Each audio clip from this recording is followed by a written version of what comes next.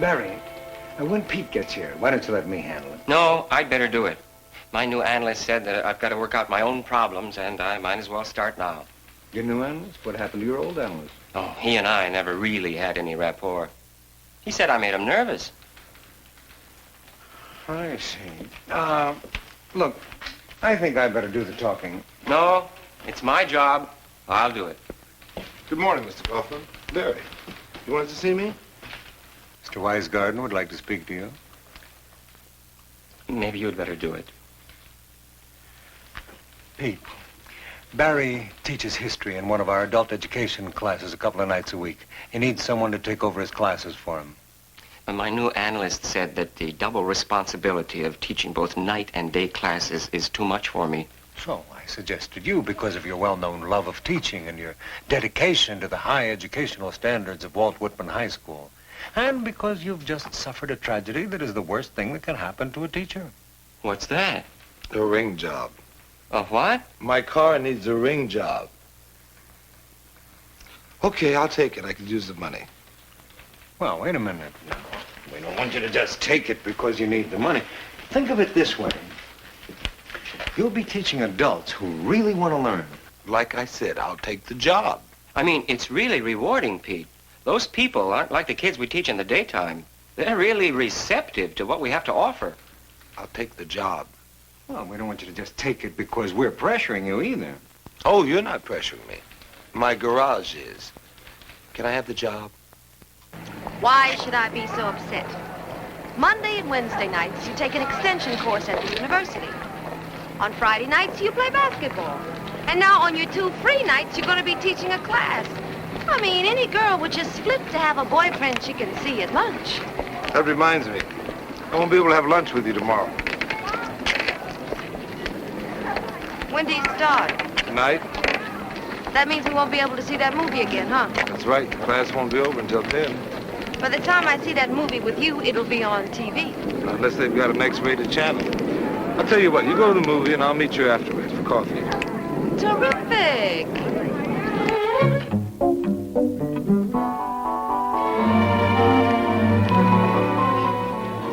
Ralph Fisk. Glad to meet you, Mr. Fisk, Ralph Fisk. I'm Pete Dixon. Oh, glad to meet you. Where's Mr. Wisegarten? I'll be taking over for Mr. Wisegarten. Oh, yeah, his new analyst said he needed a change, didn't he? Right. Right. Well, I hope it helps. We're all pulling for him. Welcome aboard, Mr. Dixon. Thank you. Oh, we left off last time discussing Zachary Taylor. I know. I talked to Mr. Wisegarten about that. Oh. Well, I just wanted to wish you luck. Thanks.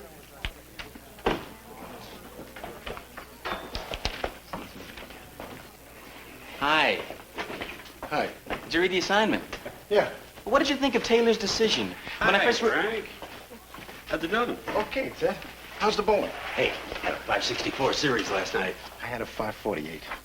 But my last game was a 210. Hey, you keep that up, you'll have to turn pro. Good evening. I'm Pete Dixon. I'll be taking over for Mr. Wisegarten. Is he all right? Oh, he's fine. Just fine. Fine. Well, Well, hello. Hello, goodbye. Goodbye. Airport. Airport. Mother. mother, father. Wait a minute. Mother, father, airport? What's this all about? It's free association. Mr. Wisegarten says it helps us loosen our minds. It's a very good idea. I do things a little differently, so we'll just drop the free association for now. Let's talk about Zachary Taylor. One of the few men in history who was more famous before he became president than after. Who knows why? Yes, Miss, Mrs. Bankston, Judy Bankston.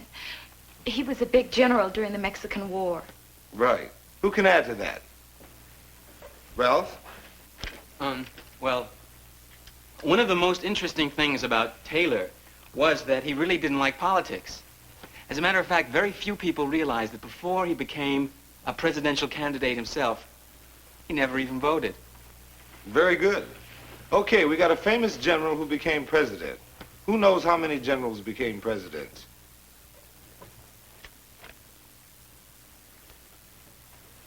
The Southerners were asking that the African slave trade be opened again. Right. And there was something else they wanted in the late 1840s. Who knows what it is? Ralph. The thing they wanted most was the... That's it. What do you say we grab a beer? Sure. Where do you want to go? Leo's? You were wonderful. Just wonderful. You know, you remind me of my grandson. Thank you. Would you do me a favor, please? If I can. Would you read this over and fix up all the mistakes? Okay. See if you can do it by next time. I'll try. Thank you. Good night now. Good night. Ladies first. I just wanted to say I enjoyed the class tonight. So did I. It's a new experience for me. I never got so much out of a class before. Don't tell Mr. Weisgarten I said that. Okay. Good night now. Good night. You know, that was a very interesting point you made about Millard Fillmore there. I mean, I considered I knew a lot about the guy, but I never realized that he was the first vice president to fire the whole cabinet when he became president. I always wondered, what do you think would have happened if he hadn't signed the fugitive slave law? Look, Ralph, maybe we can pick it up Thursday, okay? Yeah, sure. I mean, the way I figure it, Harriet Beecher Stowe probably wouldn't have written Uncle Tom's Cabin if Fillmore hadn't signed that fugitive slave law. It took 53 ballots for the Whigs to choose a candidate. Could you imagine that? 53 ballots! No wonder they went out of business, you know? Hey, look at this. I didn't realize we walked that far. It's been nice talking to you, Ralph. Maybe we can pick it up again sometime. Pete, can I buy you a cup of coffee? No, thanks. I'm meeting somebody. Bet it's a girl, right? Right. Ah. Hey, which one is she? A girl sitting at the table. Oh, yeah. I thought so. Boy, she is a real lovely-looking girl, Pete. Yes, she is. Is she a teacher? No, a counselor. Counselor. Oh. Boy, you two make a real lovely-looking couple. Well, I guess we can finish our talk on Thursday, huh? Ralph, I'd invite you in. But... Hey, I understand. You have a date. That's right. Well, we'll finish our talk on Thursday. Enjoy your coffee. I'll see you on Thursday, huh? Take care. Okay. Night, Pete. Ralph. You know, most people don't think of Franklin Pierce as a funny president. But this is one of my favorite stories about him. Someone once went up to him and said, "Mr. President, what do you think is the trouble with Congress?" And he said, these are my own words, of course. He said, "The less important the subject, the more they talk about it." Ralph, what kind of work do you do? Oh, I'm nothing important. I'm a dispatcher over at AQ Trucking. I was just trying to remember what college Franklin Pierce went to. Offhand, I don't know. Or was it Amherst?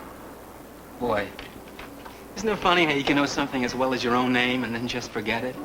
Well, I'll let you know. It was nice meeting you, Liz. Hope I didn't keep you up too late. Oh, that's all right. After the 15th cup of coffee, I can't sleep anyway. You have some sense of humor there. Well, take care, you guys. I'll see you soon. Good night, Ralph. He's a nice guy. Very nice. He certainly is interested in history. Very interested. He's dull, Pete. Very dull. Can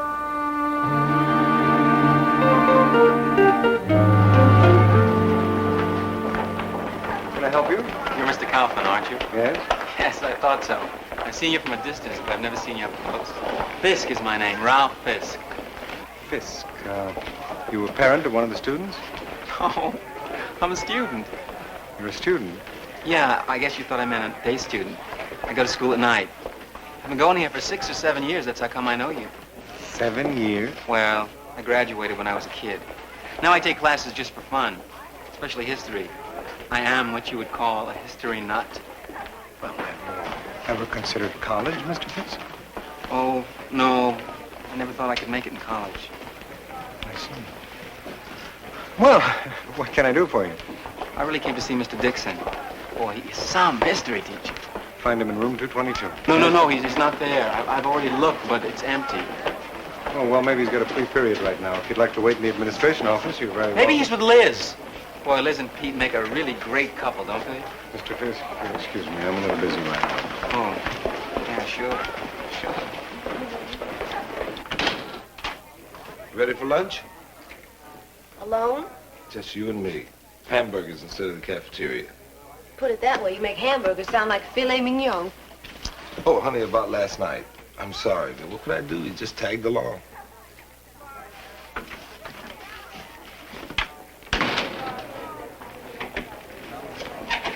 Pete, Liz? Guess who asked me to have lunch with him? Pete. No, the new physics teacher. You know, the cute one with the glasses? Alice, you know, I think... Liz, Pete. Hi, glad I caught up with you. Alice, this is Ralph Fisk, a student in my night class. Hello. Pleased to meet you. Well, now if you'll excuse me, I have to go. Nice meeting you. Bye. Bye. Boy, she's some cute chicken. Oh, what brings you over here, Ralph? Well, where I work is just a couple blocks away, and I looked up the answer to that question. What question? You know, the one about Franklin Pierce and where he went to college? Some things kind of just nag away at you. They sure do. Well, it's Bowdoin College. Class of 24. 1824. Thanks, Ralph. Thanks for dropping by. Well, Liz and I, we're going to lunch. Lunch? No kidding. So am I.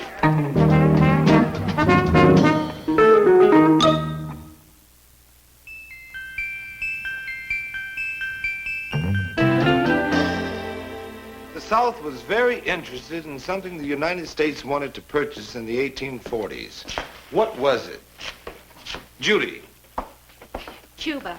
We offered Spain $100 million for it, but they turned it down. I know a lot of airlines that would have been a lot happier today had they accepted.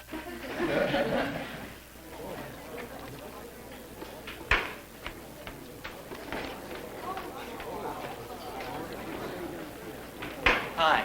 Gee, I'm glad I caught you. There's something you said tonight in class I want to talk to you about.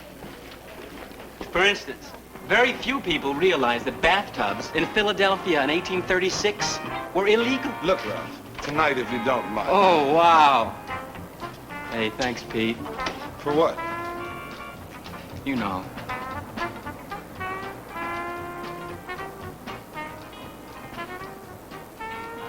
I have never been so shocked at the thought of committing adultery. Alice, having lunch with a married man isn't committing adultery. I don't care. I'll never trust a physics teacher again. Hey, here comes Pete. He's with that man again. Hi, Liz. Hello. Hello. Hello. Beautiful evening, isn't it? Hi. Can I have some apple pie and coffee, please? Coffee. It's Alice, isn't it? Yes, Alice Johnson. I hate Johnson? to be one to break the news You to related you, to but one of the even two Laurel ex-presidents? and Hardy were occasionally seen apart. Oh, I'm Ralph Fisk. We met at school the other day. I remember. You come here often? Yes, quite a bit. You a teacher? No, not yet. I'm student teaching. Oh. What subject? History. History? She just said the secret word. You know, Pete and I were just talking about what it was like to live in the 18th century. You were? Mm-hmm. Did you know that between 1820 and 1860, the center of population shifted 16 miles east of Bloomfield, West Virginia, to 20 miles south of Chillicothe, Ohio?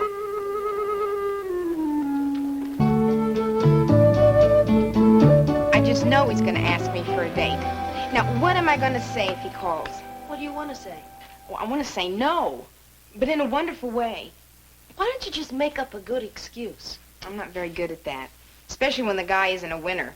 Those seem to be the guys that are always calling me. You know, the kind that ask you to go to the Sound of Music on the first date. Well, I've seen it 3 times. Maybe he won't call after all. Oh, he'll call. He thinks I'm cute. I mean, I'm not, but he thinks I am. Hey, this has got to have happened to you before. It happens to all of us. What do you usually do? Of course, that's it. Thank you, Liz. Well, you're welcome. What do you do? Well, I usually go out with him 3 times. Well, you see, if I don't go out with him the first time, he feels totally rejected. Now, if I go out with him once and don't go out with him again, well, then he thinks I had a bad time on the first date. Now, if I only go out with him twice, now, this makes sense, it really does. Now, if I only go out with him twice, then he thinks I only went out with him the second time because I had such a bad time on the first date. I figured 3 times. Doesn't that make sense? You keep following that line of reasoning, and you're going to marry somebody just to keep from hurting his feelings. I had a fantastic time. Did you? Yeah. I really liked the movie. Mm-hmm. Oh, great. Such a good movie. Yeah. I've seen it 3 times already. Oh, gee, your parents are still waiting up for you. Yeah. I didn't realize it was that early. Oh, that's okay. I have to get up early tomorrow anyway. Well, Well. Yeah. so you really liked the movie, huh? Oh, I really did. I loved it. Julie Andrews is absolutely my most favorite actress. The scenery was good. Boy, you don't see mountains like that every day, you know.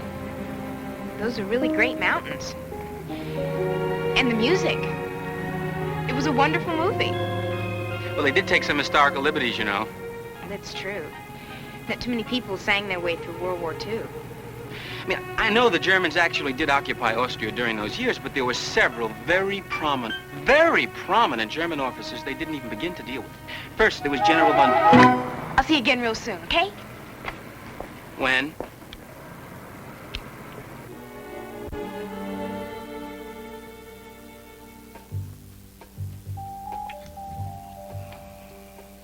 Notice anything different about tonight? Let's see. Steak dinner, cherry pie, beautiful woman. No, just an average night. We are alone. I did notice that. Oh, I gotta stop giving those kids my number. Hello? Oh, hi, Alice. Hey, look, can I call you back to... You did? Well, how'd it go? You did? Hey, that's one way to keep him from talking. Hey, but what are you gonna have to do next time? Something wrong? Hey, I didn't realize you were so upset. Yeah, I would be too. No, it's not your fault. Hey, listen, we'll talk about it tomorrow at school, okay? All right, good night.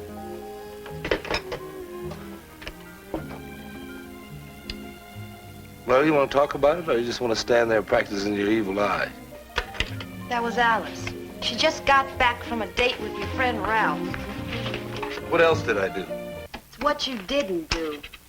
Let's take that again. What didn't I do that I should have done? You should have told your friend Ralph to leave you alone. I would have. But one way or another, that's what everybody has told him. Look, I love you for it, but you gotta stop feeling responsible for all the Ralphs in the world. Isn't that my problem? Not when it starts affecting me. This is the first time we've been alone since you started teaching that class, and who are we talking about? Ralph. You brought it up. Alice brought it up. She's having a nervous breakdown trying to figure out how to say no to your friend Ralph without hurting his feelings. Hey, wait a minute. Wait a minute. What do you want me to do about it? Tell him he's boring and dull?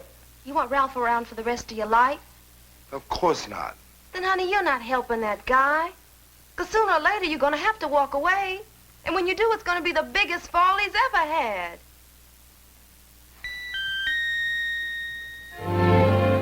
Good class tonight.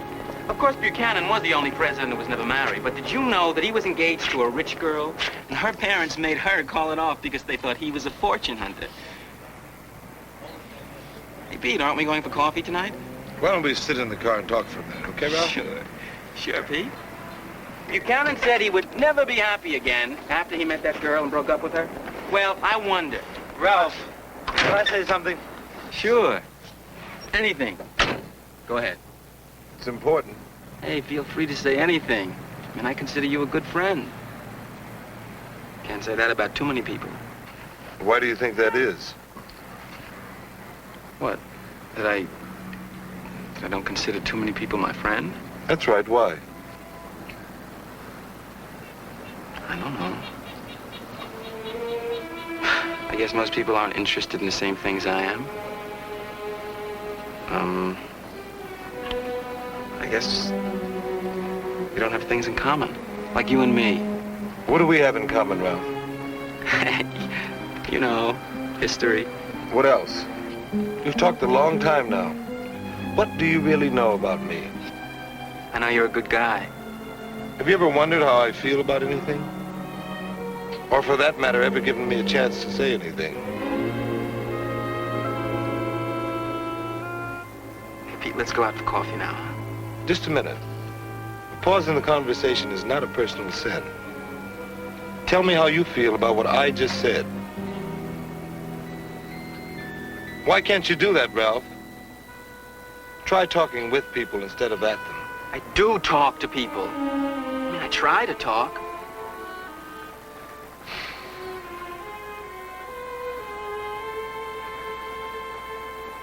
You just don't seem to be interested. That's because you give people information. What can they say?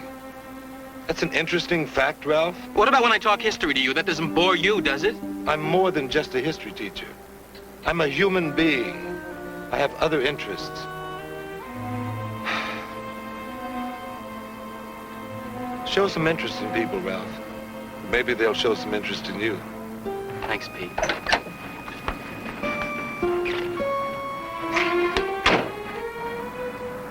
thought you were my friend. You never gave me a chance.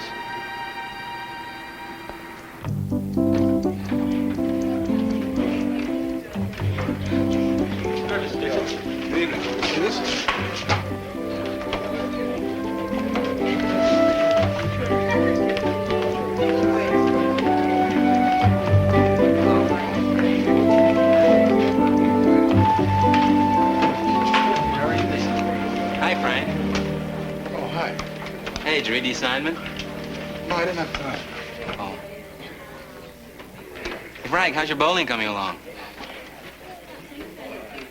Fine. Good. Fine.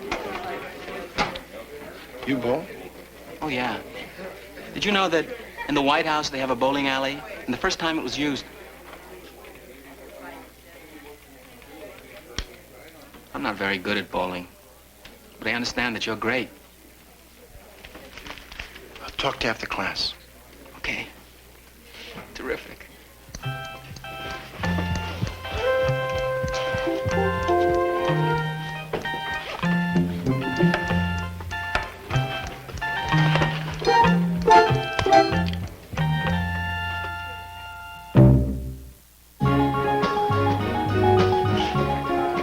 It's all clear. Lunch alone? I don't believe it. Oh, Pete! I want to talk to you about that committee report on dropouts. We were going to lunch. Fine, we'll talk while we eat. Pete, Liz, can I have lunch with you? Because that certain teacher I was telling you about, he asked me out to lunch again. And I just don't want to get involved, you know. Thanks.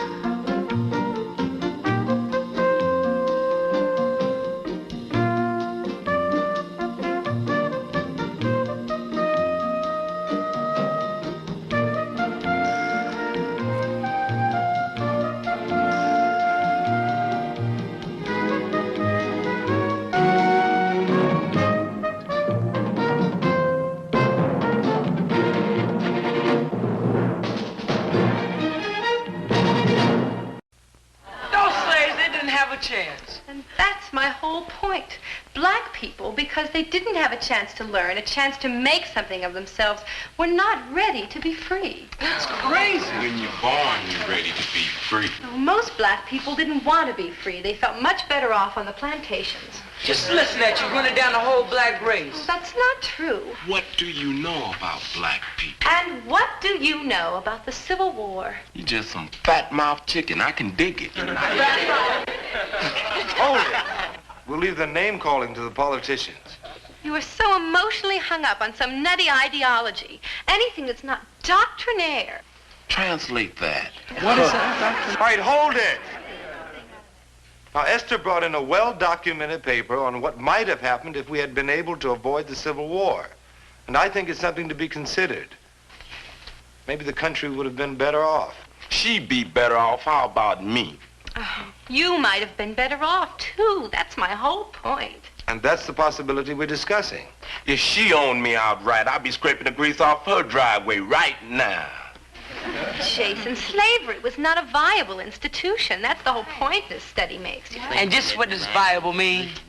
Workable. You mean to say all those white folks were just gonna say, slave, you're not viable anymore, so now you're free. Class dismissed. You don't understand economic forces at all. Every You time don't I know try to nothing about explain it black to you- people, and you don't know nothing about white. A lot you know. Thank you. A lot you don't know. combatant. That's what you think. That's what I know. Greetings, history lovers, greetings. You sure run an emotional ship. I could hear you halfway down the hall. Well, we had a little discussion. What happened? Well, you put Jason and Esther Abaddon together and get an explosion. I have a little piece of good news. Would you care to sit down? How would you like to be Teacher of the Year in American history? You are one of 5 nominees. Well, how did that happen? Oh, I lied a little bit. I lied a lot. I did it pretty good, too. Well, does it carry a raise in pay, or do I get afternoons off, or is it just one of those for the honor of the thing? You get a certificate suitable for framing. Now, look, they're going to send a couple of auditors around to sit in your class on the 10th, okay? Okay, what do I do? How about something musical? How about the life of Benedict Arnold in Song and Story? That'd be nice. Marvelous. However, I'd appreciate it if the kids didn't find out about this. I understand. I'm a modest man myself. Yeah, but if I know my man, he's going to play it very cool. It's not if you win or lose the award. It's how you teach the kids. In situations like these, he tends to be very stuffy. He has to be pleased, doesn't he? I mean, best teacher in the whole state, even being nominated. Wow. He's not going to show any emotion. He'll take it in stride. Manly. You watch how he plays this.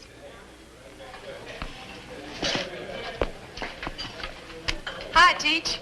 Liz, Alice, what's new? Oh, same old pedestrian routine. What's new in your life? Oh, just humming along. Mm-hmm. This week, the Pulitzer Prize. Next week, the Nobel Prize. And then, the Academy Award. Best teacher in an ongoing history class. Awards, honors, nominations, week in, week out. Same old routine. Congratulations. Thank you. It's really wonderful. It is. Well, aren't you excited, Pete? Well, I don't want to get my hopes too high. See? That's the ego. He wants to win, but he can't admit it. It's kind of a superstition. Do you, Pete? Want to win? Well, I wouldn't mind. Oh, come on, Peter. You know you dig it. What is with you two? We just want you to admit you suffer the same hunger for honors, awards, and simple ego gratifications as the rest of us common folk. All right, I confess. But I don't want the kids to know about it. We'll keep it quiet just among ourselves. Were you a teacher, Mr. Stiles? No, I'm basically what you call a history buff. My family has been in the society for over 150 years, and we just carry on. I was a teacher a long time ago.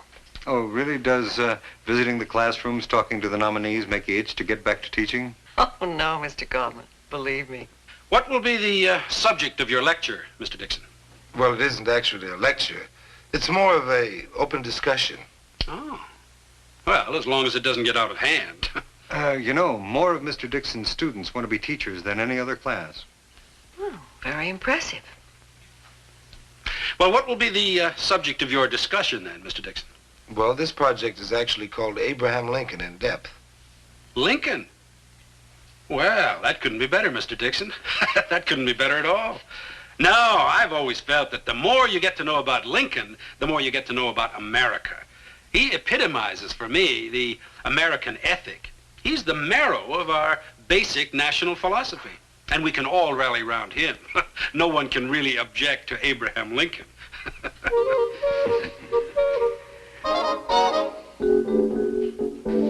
So, the whole story about Lincoln's tragic romance with Anne Rutledge is probably exaggerated and maybe not true at all. What are you getting at, Esther? A snow job. Well, legends do seem to cling to and grow around great men. But is that necessarily bad? Willard? No, I mean, who really cares? Sometimes it's bad. Esther? The point I wanted to make is that Lincoln was a great man, and legend is not as interesting as the truth. Lincoln was a very human, compassionate person. That's what she said. I can prove everything I say. I've done my homework. I done my homework too, lady. Mr. Lincoln was a cop-out artist, so don't sit there and tell me you done your homework with your fat mouth. Okay, hold it. Let's not have any personal vendettas. Esther, you've made your point. Jason, if I read you right, in your opinion, Mr. Lincoln was a cop-out artist, right? That's what I say. Do you have any facts to support that? Can anybody in here tell me how much Mr. Lincoln paid a white man to be in the Army? $16 a month. Cool, Bernie. Can you tell me how much Mr. Lincoln paid a black man to be in the Army? $12 a month. Oh, is that true? It sure is. $12 a month. They must have been patriotic. I think that's right, Jason. Up until the Emancipation Proclamation, and then all Northern soldiers were paid the same. Yeah, Mr. Lincoln said he's gonna give a vote to the black soldier and the intelligent black man. You talk about cop-out. Just trying to keep things cool, Jason. He was trying to preserve the Union. Then why did he say no ignorant people get to vote, black or white? He didn't care nothing about slavery, and he didn't care nothing about slaves. Well, that's not true. Lincoln hated slavery. You've been brainwashed. Honest Abe didn't care nothing about black people. You want to hear what he said in Horace Greeley's newspaper about freeing the slaves? My paramount object in this struggle is to save the Union, and is not either to save or to destroy slavery. If I could save the Union without freeing any slaves, I would do it. And if I could save it by freeing some and leaving others alone, I would do that. But that doesn't make him a racist. Just because he was trying to find a political solution to a very complicated problem. You just giving him an excuse, that's all. He just used the black man. Now, this is what he said. What I do about slavery and the colored race, I do because I believe it helps save the Union. Maybe Abraham Lincoln wasn't what you call a racist. Maybe it's just a hustling, honky politician using a black man any way he can. That's right, Jace. Let's show him your true picture of Abraham Lincoln.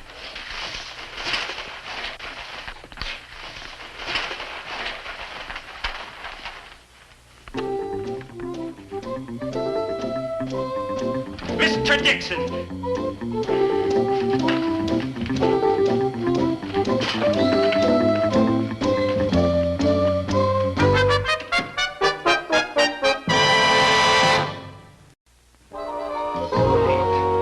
There's a man in my office in an apoplectic rage. Now, don't tell me nothing happened. He just got up and ran out of the room. You know what he wants to do, don't you? He wants to call the newspaper. Well, he's sort of the hysterical type anyway. Mm-hmm. Hysterical. And what about Victoria Langley? Is she hysterical, too? She tells me that one of your students called Abraham Lincoln a hustling, honky racist. Is that true? No. I think the expression was a hustling honky politician. Oh, well, that's much better, isn't it? That's practically a compliment. Mr. Stiles also says that you did nothing about that, right? Well, it was an open discussion. And everybody's entitled to their own point of view, including Mr. Stiles.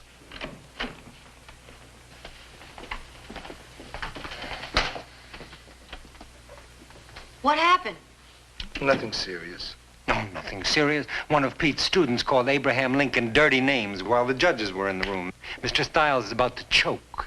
Who was it, Jason? Ignited by Esther Avedon. I don't know what I'm going to tell the man. Pete won't get the award? Award? Mr. Stiles would like to send him to Siberia. Well, you wouldn't want me to put muzzles on the kids, would you? Oh, Pete, you know better than that. But just this once, couldn't you hold it down a little bit? I don't know what I'm going to tell the man. I really don't. Unless I tell him he's never going to go for that. You know that. He is bugged. Do you mind telling us what happened? I mean, blow by blow?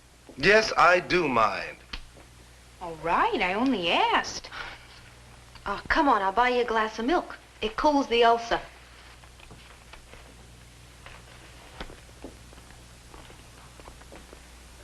Well, are you coming? No.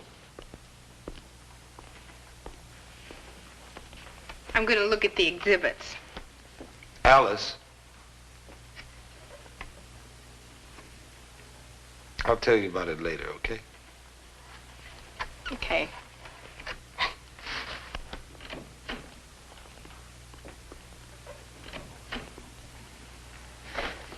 Oh, hi, Esther. Oh, hi, Miss Johnson. Hey, listen, what happened with you and Jason? What did you two do? Well, nothing, really. Jason and I were in sort of a tense debate, and some senior citizen got caught in the crossfire. He just stormed out of here. You should have seen him. He was really funny. You know, I don't think it's so funny. You know, Mr. Dixon's the one that you really shot down. He was somebody important? That old type? Well, was he, Miss Johnson? He was emotional. He was from the Board of Education. And Mr. Dixon's going to get fired, right? Esther, you're letting imagination run away with you. You're the one who told me I'd shot down Mr. Dixon. It was just an expression. But it was some sort of teacher evaluation system, wasn't it? Esther, now please. He was from a Midwestern university, and this was Mr. Dixon's last chance to get out of this crummy school. That's it. Esther, I'm just not at liberty to discuss this with you. Miss Johnson, if I did anything to Mr. Dixon, you have to tell me. Well, you know it won't go any further than me. Well, I shouldn't. Now, this is in strict confidence, and it can't go any farther. Of course not. Well, those people were judging Pete for the Historical Society's Teacher of the Year Award. Oh, my goodness. All I can tell you is that Mr. Dixon's students have scored an average 9 points higher than the state average on college entrance exams. Now, he must be doing something right. Well, I'm very impressed. Well, I'm not. Not if he's turning out a lot of revolutionaries. Wait a minute, Mr. Stiles. Now, whatever that term means, there is no evidence that Mr. Dixon... You're against dissent. Don't tell me I'm against dissent. I am not against dissent. Everybody, at least in this country, has a right to dissent. But in the end, we must all agree that we are wrong and you are right. you know, there is absolutely nothing wrong or bad or evil about respecting one's country. Mr. Stiles, I don't think that's the issue here. Everett is for progress without change. Whose side are you on? Now, there's the nub of the matter. Choose up sides. Folks, Mr. Stiles, now tell me, what do you think that a teacher in Mr. Dixon's position should do? Seriously now. Just have the students memorize dates, names of presidents, state capitals, things like that? Oh, I don't think Everett wants to go back to that. Do you? I am not against discussion. Nobody can say I'm against discussion, but in all fairness, the teacher is the teacher, is he not? And in the end, a good teacher will set his pupils straight. Then, in all fairness, may I ask, how do you know whether or not Mr. Dixon is a good teacher? You didn't wait till the end of his class to find out if he set his pupils straight. He has you there, Everett. Well, possibly I got a little carried away. Of course. Why don't you come back one more time? You know, Mr. Dixon has impressive statistics. I know you want to be fair. Well, all right. I don't know nothing about this black lady. Yeah, I know all about that. Hey, Esther, keeper of the faith. Still got the keys to the establishment? Are you still trying to be funny? What is that? I thought puberty was over at 15. She's a hard lady, man. I think she's upset. Of course, she got out of homework. Jason did her in. Jason did Mr. Dixon in. Huh? Well, you know the visitors we had the other day? That senior citizen who got so insulted? Well, he and that lady were from the State Historical Society, and Mr. Dixon was one of 5 nominated for Teacher of the Year. They were checking him out. Just when did that come down?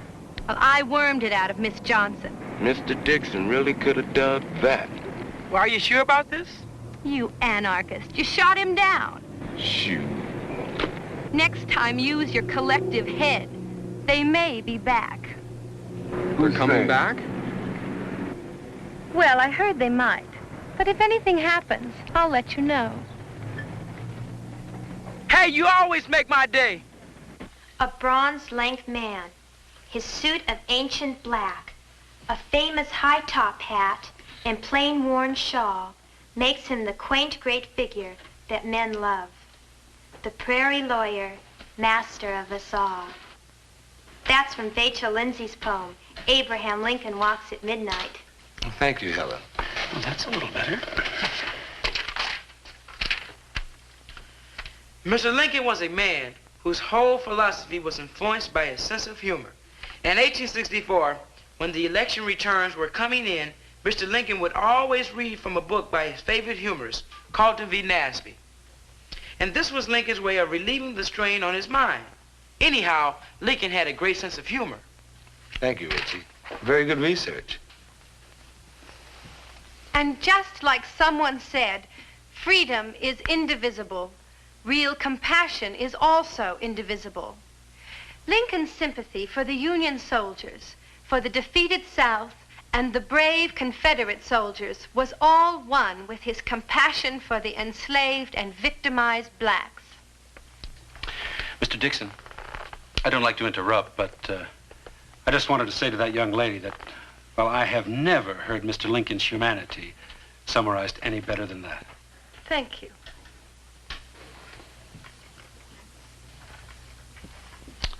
Well, we all seem to be together here. That's a little unusual. Are we all agreed then that Mr. Lincoln was the quaint, great figure that men love? Jason, in past discussions, you had some pretty strong opinions about this. Mr. Lincoln, he done his thing. And you're happy with him? Well, not all that happy.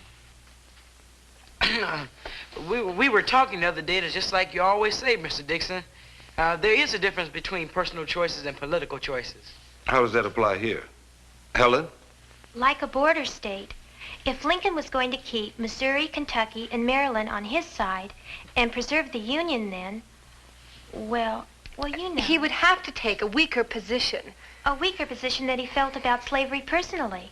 Now, Esther, you've complained about history making phony legends out of the past, dehumanizing our heroes. Are you satisfied that that's not what we're doing here today with Mr. Lincoln? No, not completely. Oh, Esther. That woman got to be opposite, no matter what anybody say. Well, that's not true. You got to be opposite. I tell you something you don't want to hear. I tell you something about Lincoln you don't know. You try to blow my head off. Tell me something I don't know about Mr. Lincoln. Mr. Lincoln was not at all for black people. Jason, do you have any facts to back that up? Any proof? Everybody's very big on what Mr. Lincoln said. All right, here's what he said. I am not in favor of bringing about in any way the social and political equality of the white and black races. I am not in favor of making voters or jurors of Negroes, nor qualifying them to hold office. Whoa, that's kind of a racist statement, isn't it, Mr. Dixon? I would think so. Mr. Dixon, I wonder if you would mind summarizing for the class at this point, letting them know exactly how you feel about our 16th president. Well, I'm afraid that's not my method, Mr. Stiles. See, we're having an open discussion here. The students have done their research, they've formed their ideas, and now they're expressing them. And if I were to give my opinion, it might put a lid on all of that. No, I want them to exchange ideas and come to their own conclusions. I see. Thank you, Mr. Dixon. Good day.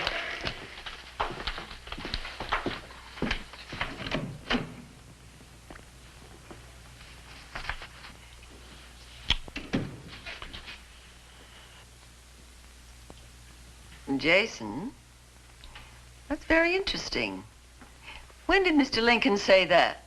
When he and Mr. Douglas were debating. That was in the Charleston debate. Mr. Lincoln wasn't running for president then. He said it. But if he changed his mind, Jace. You said that Lincoln was giving the vote to the black soldiers.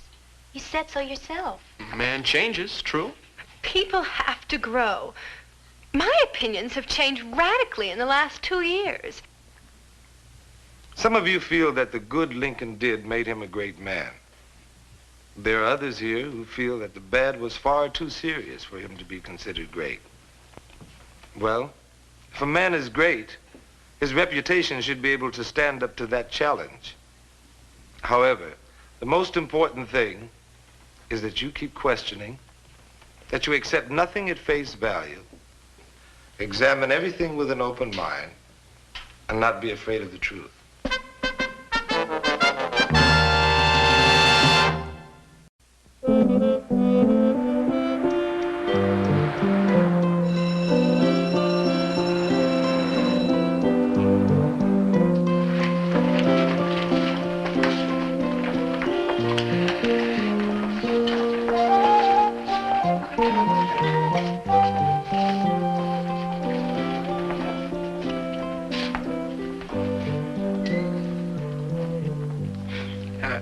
Mr. Dixon, well, we know you lost that history teaching award. So, well, give it to him, Jace. Here.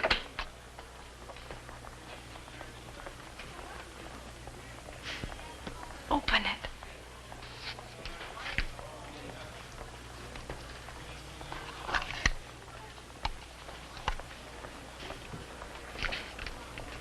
Hey, that's great. Just what you always wanted, right, Mr. Dixon?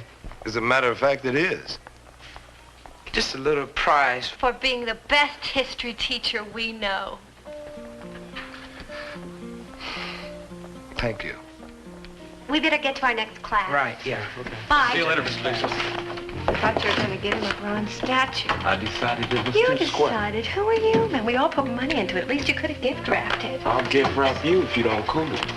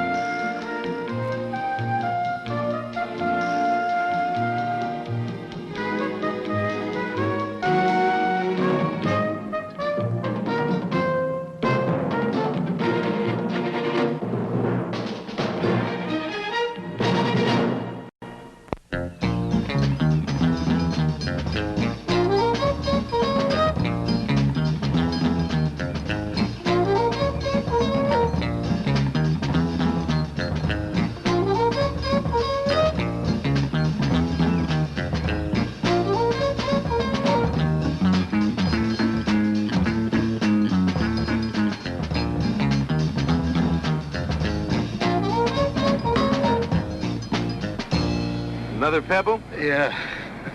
Now, this is the third straight morning in a row that you've got a pebble. Maybe you're getting too old for this sort of activity, Jerry. Tell you the truth, I sometimes wonder if it's worth it at all. Yeah, I ask myself that same question every morning. But if you're going to show, I'm going to show. I'll tell you what, I'll welch if you will. You're on. I gotta quit giving parties. I enjoyed Sheila's party. Well, I did too, I guess. What do you mean, you guess? I don't know, they turned 16, suddenly they're not little girls anymore. Sheila hasn't been a little girl for a long time, Jerry. You just haven't wanted to face that. Yeah, maybe. Anyway, she's doing fine at Whitman. Yeah, I know. You should be proud of her. The grades are good, the kids like her. Pete? Yeah. Nothing. I just wanted to remind you about the meeting at my house tonight. Oh, I won't forget. How's your pebble? Okay, at least till tomorrow.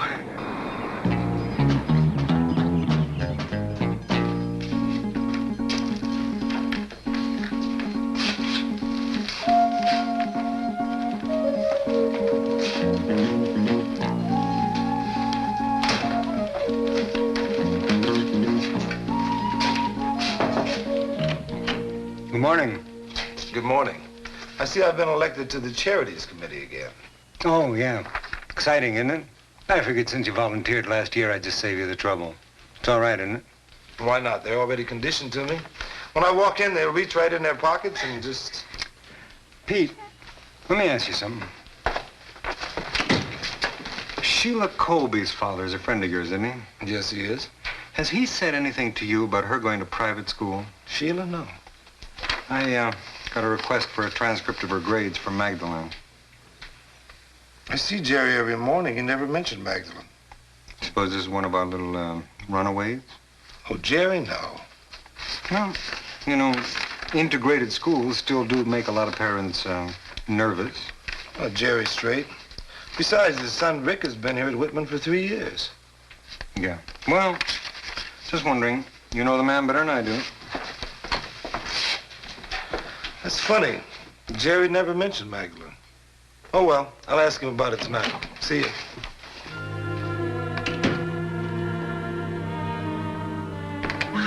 Hi, Liz. Hi, Mom. Hey. Oh, is that a new coat? Uh-huh. Oh, it's lovely. It should be. It cost me 2 weeks' pay. Oh, it's beautiful.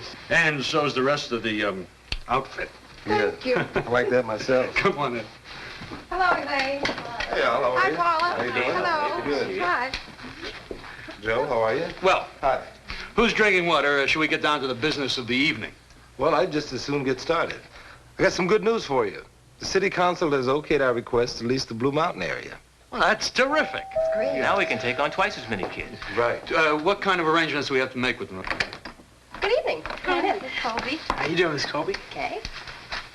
Oh, hi, Richie. Janice, come on in. Hi, Mr. Hi there. Sheila. Fine. Hello, Rich. Thanks, Mom. Where you off to? The library. Oh, shouldn't you be at home correcting papers? Hi, Mr. Dixon. Hi. Miss McIntyre. Well, see you. See you later, Mr. Colby. Okay, Richie. Night, Mr. Colby. Good night. Daddy. Study hard, dear. Take care. Hi and see you. Teenage conversation. Don't complain, Marge. That's 2 more words than a lot of parents get. Okay, where were we? Oh, yeah, Pete was telling us about the city council's decision. Now, what's the state of our finances? Terrible. Oh, not again. Come on. But still better than ever. It's true, at the beginning of the month, the cupboard was bare. And then we got a very small grant in the amount of $2,000 from the Spencer Foundation. Good night, folks. Sorry, come. Thanks for everything. See you in a few weeks. Want another cup of coffee? I certainly do. Well, looks as if the camp's going to be a reality after all. Yeah, we've made a lot of progress. Oh, Jerry, can I ask you something? Yeah, sure.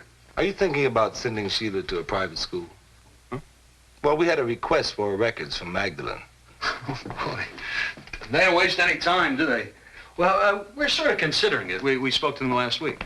You must have put it in an application or they wouldn't have asked for her records. Oh, we did. Marge felt we had to or they wouldn't waste the time talking to us. But we're really just considering it. Why, Jerry? Sheila's doing great at Whitman. Oh, I've got nothing against Whitman. I think it's a first-rate school, you know that. But Magdalene's got this great fine arts department, you know, music and dance, and Sheila's just crazy about that kind of thing. So she wants to go. Well, it's her idea. See, Marge feels, and I do too, that if that's what the girl's interested in, we ought to go along with it. Well, hey, you don't think I'm being a snob? A snob? Well, you know, a private school. If that's what she wants and you can afford to give it to her, great. I think so, too.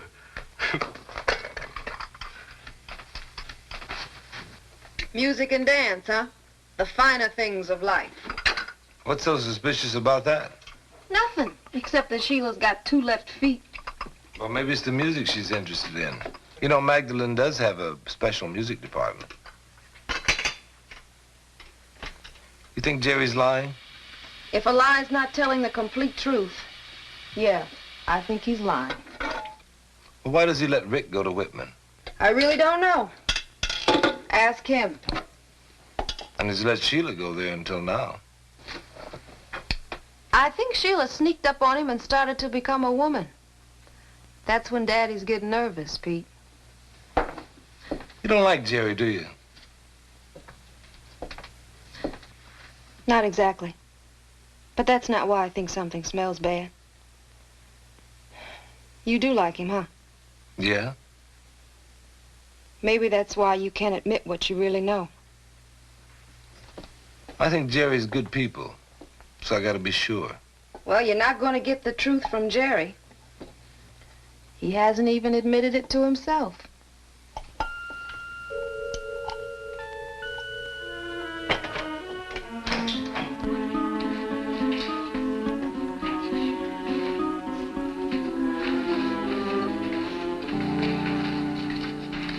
Good morning. Well, hi, Mr. Dixon.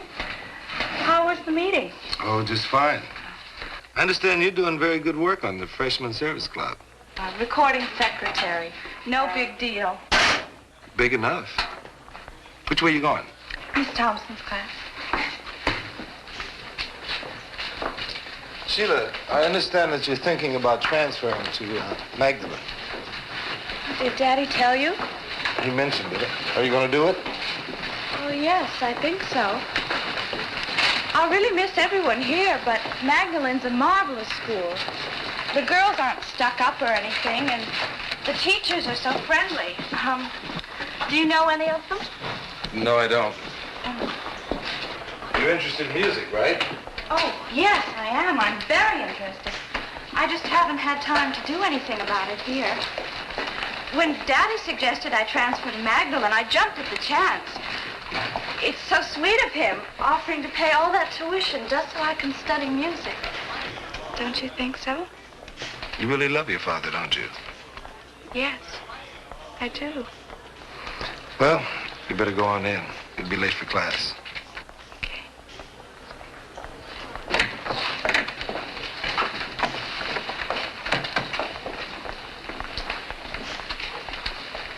You visit 7 countries in 15 days.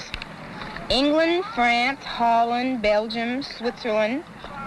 Hey, that's only 2 days a country. Well, they're small countries.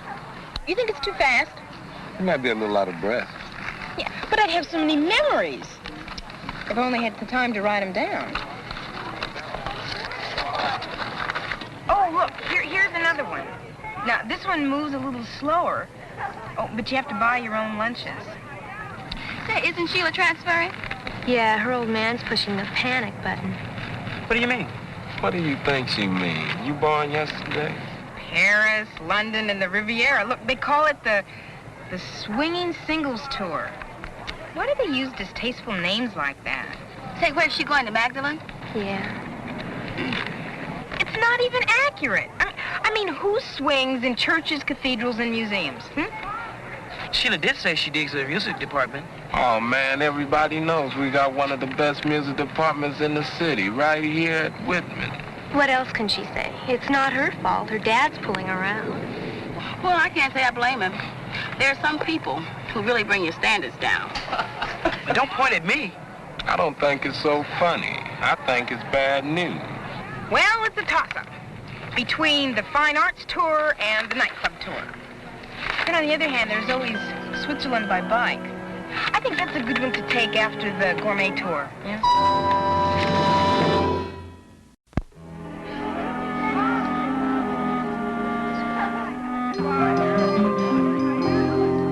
Fringe lands of the Himalayas. An unusual around-the-world adventure specifically designed for camera fans. Well, then there's exotic Mexico. Have you ever been to Mexico, Mr. Kaufman? Oh, yeah, once when I was in college. I went on an archaeological dig. I thought that would be romantic. Was it? Wasn't even co-educational. Then there's the glamorous Orient. Glamorous Orient. Yeah, 2 weeks in Japan, Hong Kong, and India. Hey, you've been to the Orient, haven't you, Pete? Pete? Oh, huh? You've been to the Orient, haven't you? Oh, yeah, Korea. You were in Japan, too. 2-week pass, but I'm not an expert. And the sun slowly sets on the Peter Dixon travelogue. Excuse me.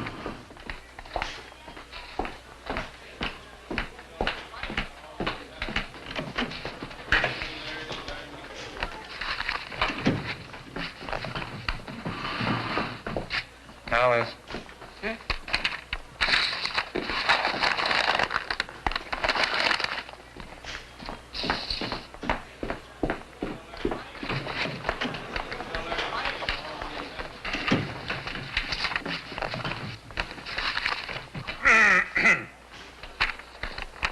You sure have a touch with the ladies. I don't feel like talking. Sheila Colby. Jerry Colby. Well, Colby's not the first one to run for the suburbs. Even the black middle class is moving. Getting so everybody's a crabgrass farmer. Look, maybe it's not what you think. Oh, yes, it is. Liz and the kids sensed it. Besides, his and Sheila's story don't jive. What are you going to do? Some people are like that. You know that better than I do. Yeah, I know. But I thought Jerry was straight. Look, stranger things have happened. Maybe we're wrong. Maybe the man has a decent reason for leaving. Maybe you and Liz and the kids are wrong. Think that's possible? Yes. Barely. Well, then maybe you owe it to Jerry to make certain. There's another good reason to make certain. I owe it to myself. Jerry, I think the reason that you're taking Sheila out of Whitman is because you're running away from something. Well, I told you I think Whitman's a fine school. What would I be running away from? That's what I'd like to know. Come on, have a drink. No, thanks. Sit down, Pete. It's like I told you. Business is getting better, and so I can afford to send Sheila to Magdalen, which I couldn't do before. And then she's got this thing about the fine arts department. And that's the only reason? Well, sure. What else would it be? Yeah. When Sheila asked if she could transfer, I figured, what the heck, why not? Jerry, Sheila said it was your idea. When did she say that? Yesterday. You've been checking up on me, Pete.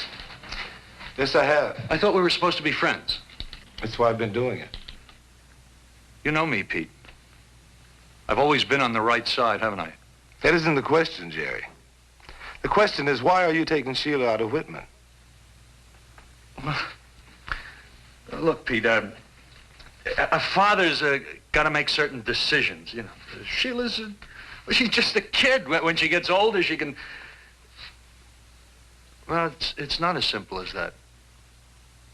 Pete, if you had a daughter, you'd understand. And if you'd admit the truth about this, we could at least talk about it. Well, I've got nothing to admit. I haven't done anything to be ashamed of. Well, where are you going? Pete, listen. Go ahead, Jerry, tell me.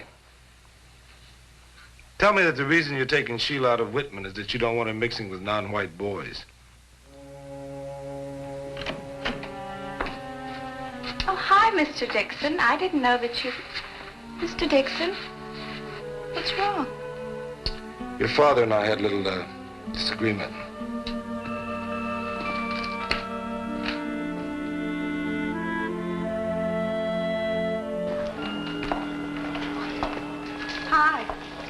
Sheila. Hi. Is Mr. Dixon in his room? Not yet. Oh, I wanted to talk to him. Listen, I've got to get your minutes for the service club. Now? Why not?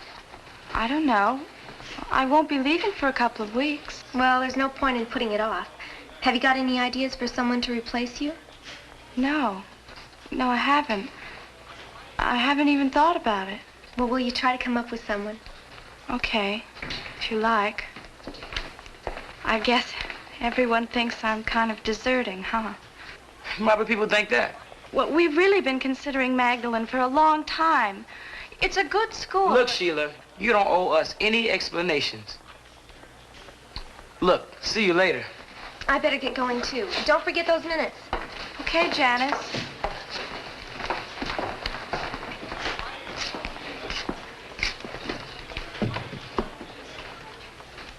Mr. Dixon, Oh, good morning, Sheila.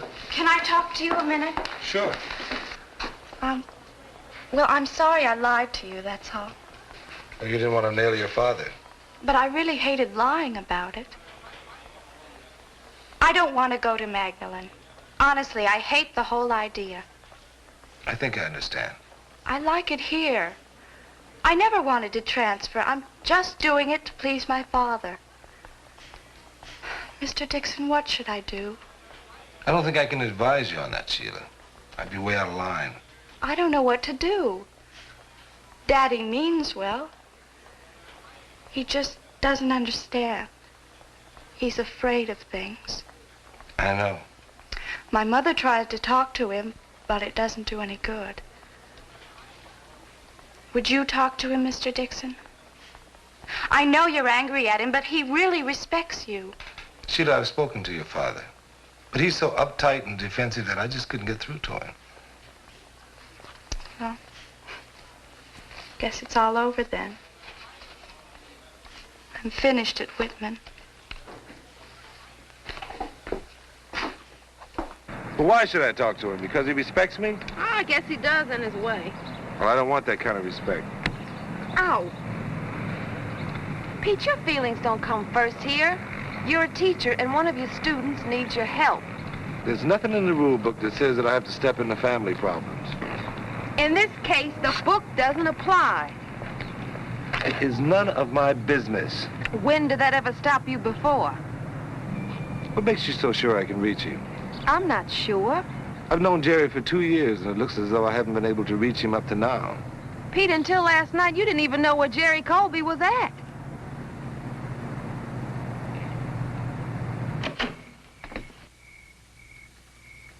Pete? You busy? No. Come on in. I came to talk about Sheila. Oh? She says she doesn't want to transfer. She asked me if I'd talk with you. Now, look, Pete, it's settled. There's nothing you can say. I didn't come to this decision easily. No, I suppose not. No, thanks. If she stayed at Whitman, I'll worry about her every day till she graduates. You did come. Honey, go upstairs. No, Daddy. Do as I tell you, please. Jerry, please let her stay. Tell me, Jerry. What do you think will happen to Sheila if she stays at Whitman? I don't feel she's safe there. Safe from what? Well, I don't want her to get mixed up with the wrong kind of people. And who are the wrong kind of people, Jerry? Is it the wrong kind of people? Or is it what you think are the wrong kind of boys? A father's got to be concerned about these things. Are the wrong kind of boys the mean ones? The dishonest ones? The nasty and selfish ones? Are they the ones you mean? The prejudiced ones? Because those are the kind of people you've brought me up to keep away from. Don't you trust me? Of course I trust you, honey. But look, Sheila, it's more complicated than that. I know what you're afraid of. Now, Pete, You've got to admit that there's a tougher bunch at Whitman than there is at Magdalen. You do admit that, don't you? We have our problems. Why don't you be honest with yourself, Jerry? It's not violence you're afraid of. Don't tell me what I'm afraid of. Sheila's my daughter. Her welfare is my responsibility, not yours. Then think about her. That's exactly what I am doing, and I don't need you to tell me. Well, I do not intend to stand by and let you lay all your fears and hang-ups on Sheila without me telling you how I feel about it. You have a right to feel whatever you want. Pete, this is a private family matter.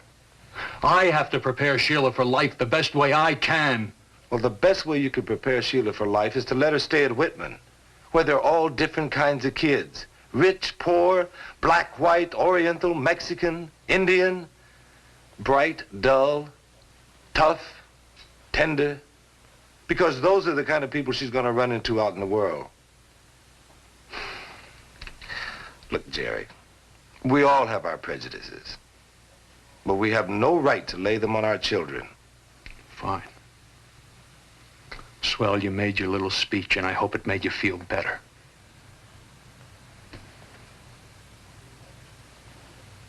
Good night, Sheila. No, wait a minute, Mr. Dixon. I'm not transferring, Daddy. I don't want to hurt you, but I'm staying at Whitman. Sheila. This is too important to me. There's nothing to be afraid of at Whitman. No more than any other place with a lot of people. And I like it there. I learn as much talking to all the different kinds of kids as I do from the classes and teachers. I love you, Daddy. And I'm grateful for things you've taught me. But if you are afraid of certain people, just because they're different, well, that's one thing I don't want to learn.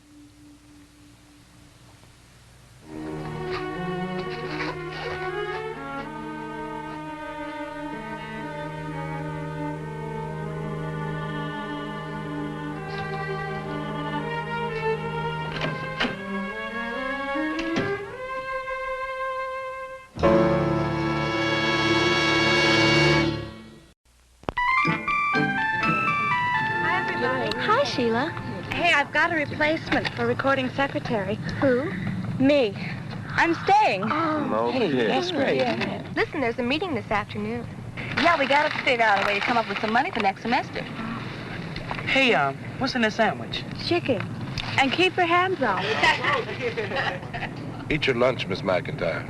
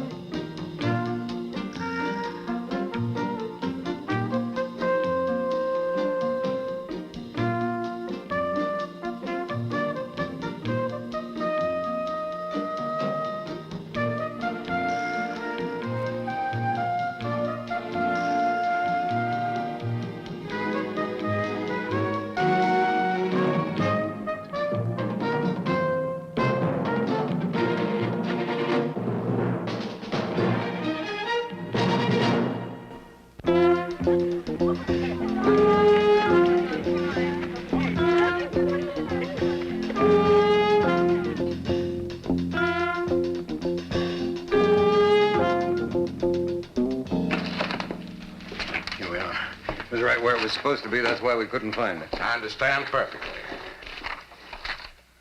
Now then, I see you taught both in New York and New Jersey. That is correct. Well, your credentials and your background certainly very impressive, Mr. Baumberg. I think you'll be a great asset to our school. Thank you, Mr. Kaufman. Well, welcome to Walt Whitman High. I think you'll find we have a nice school here, good cross-section of kids. I'm sure I will enjoy them as much as they will enjoy me. Oh, I hope so. Oh, sorry. Oh, no, Pete, come on in.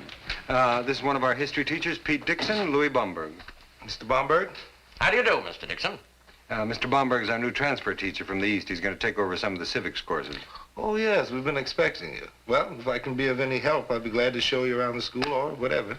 Thank you very much, Mr. Dixon. Meanwhile, I'd better get the administrative details taken care of. Oh, yeah. I just see my secretary outside. He'll get you squared away. Thank you very much, Mr. Kaufman. It's been a pleasure. Mr. Dixon.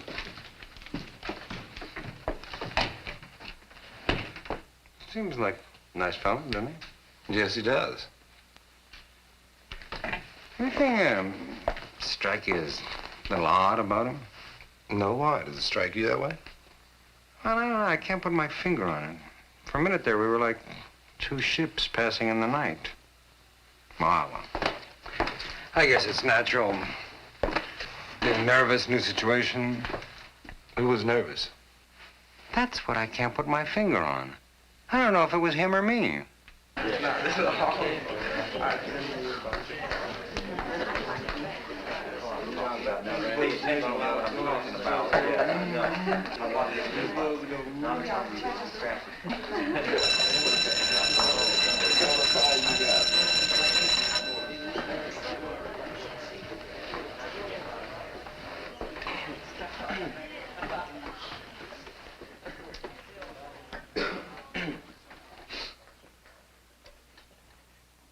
This is Civics 5, which is a course in civics.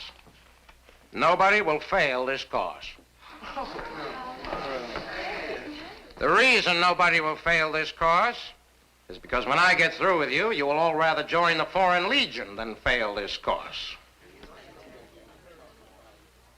My name is Baumberg. It is not Bumberg, it is not Bemberg, it is not Bimbert. It is Baumberg. You'll all do yourselves a great favor by not mispronouncing my name. If anyone here is not taking Civics 5, now is the time to get out. Rapidly.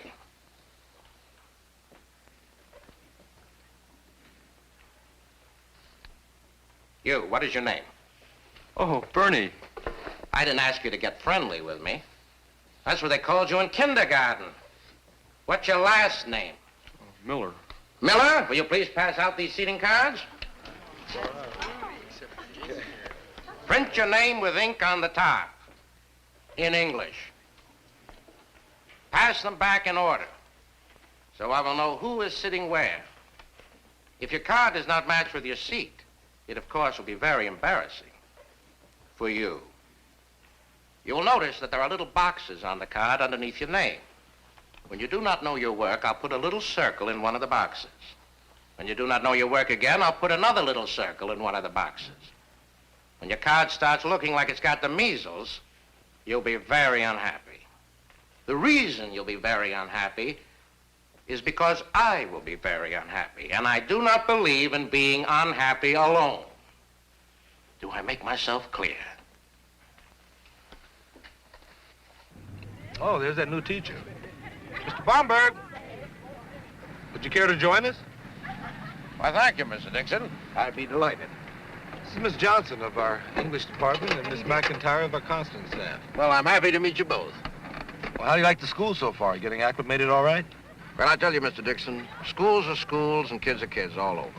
No acclimation is really necessary. I've been a teacher a long time. What sort of counseling do you do, Miss McIntyre? Personal problems, curricular, programming, the usual. Well, I'm sure your workload will increase very shortly. Wish you the best of luck. Beg your pardon? We were just discussing the difficult art of communicating with kids. Difficult? You find it difficult? Well, in the context of present-day modern life, don't you? I'm happy to say I found a safe and sane way of communicating with them, with very productive results. Well, what is it? First, you hit them on the head with a baseball bat 3 times. That's just to get their attention. Then you talk to them. Never fails. Are you suggesting that the only way to get through to kids is to be tough with them? Miss McIntyre, I wouldn't presume for a minute to suggest that that was the only way.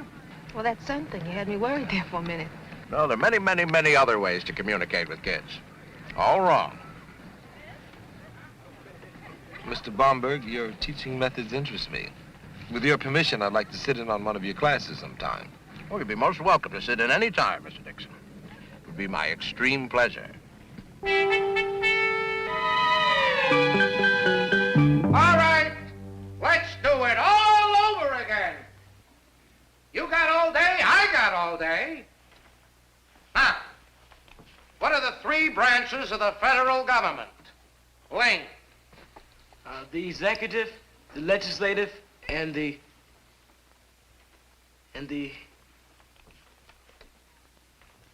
judicial. Right! And what comprises the executive branch? Waters. The presidency. Right! What are you smiling about? You want a medal for knowing that? Any goon child knows that. All right, let's go on. What comprises the judicial branch? Allen. The Supreme Court What else? and all the other federal courts. Right! And what comprises the legislative branch? Miller. The Senate. Not number 4! Do not laugh when there is a tragedy in our midst. Miller, you are a numbskull if there ever was one. We've been over this 5 times already.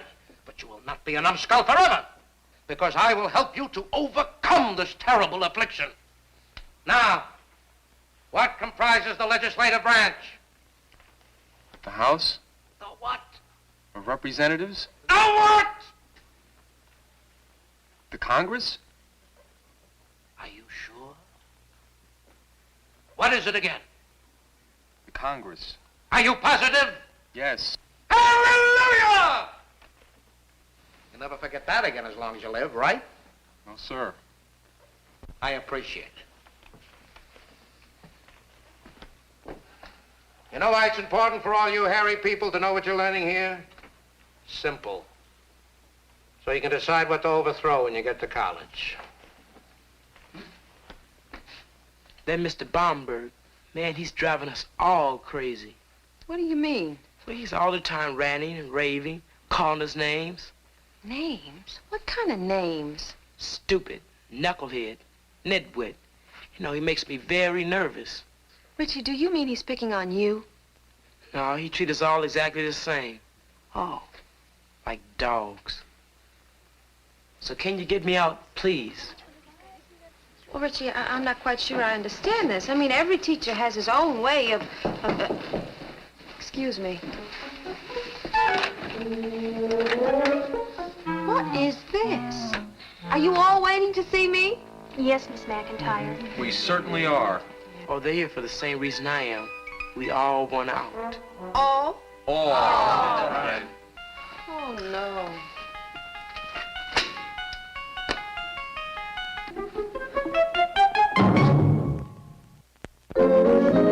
What, all of them? Well, I like a mutiny? Oh, boy. Mutiny on the Bomber. I knew it. I knew there was something about that man. Which the Constitution provides for. We have another visitor with us today, Mr. Seymour Kaufman, the principal. Right ahead, Mr. Bomberg. I intend to, Mr. Kaufman, because that is what the taxpayers are paying for.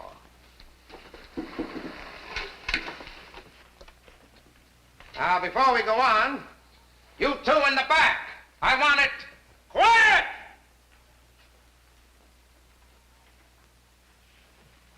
What else does the president do? Allen. He's Commander-in-Chief of the Army and Navy. What else? He, kind of signs the bills. What do you mean he kind of signs the bills? You want to give me that in English? He signs the bills.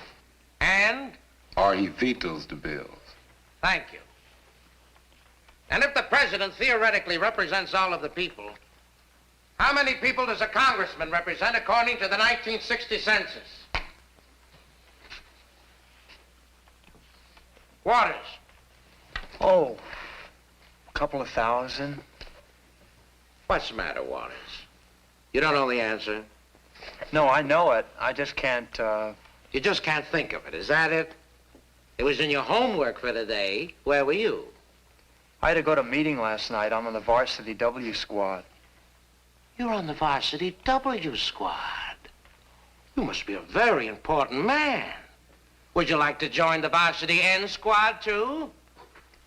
Huh? The varsity N squad stands for non-compos mentis. It consists of nitwits, numbskulls, nincompoops, and knuckleheads. Back there in the snake pit, just tell them I sent you. Alan, since you know what the president does, you can now rejoin the living. Take your seat. See you around. Snake Pit N Squad. The 1960 census established the ratio of representation we have today. You in the back, what is the ratio? I hope he doesn't mean me. One representative for every 410,481 people. Correct!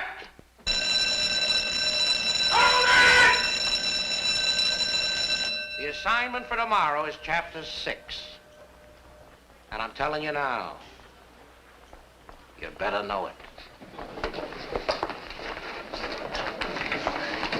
Thank you, Mr. Bomberg. Anytime, Mr. Dixon. Mr. Kaufman.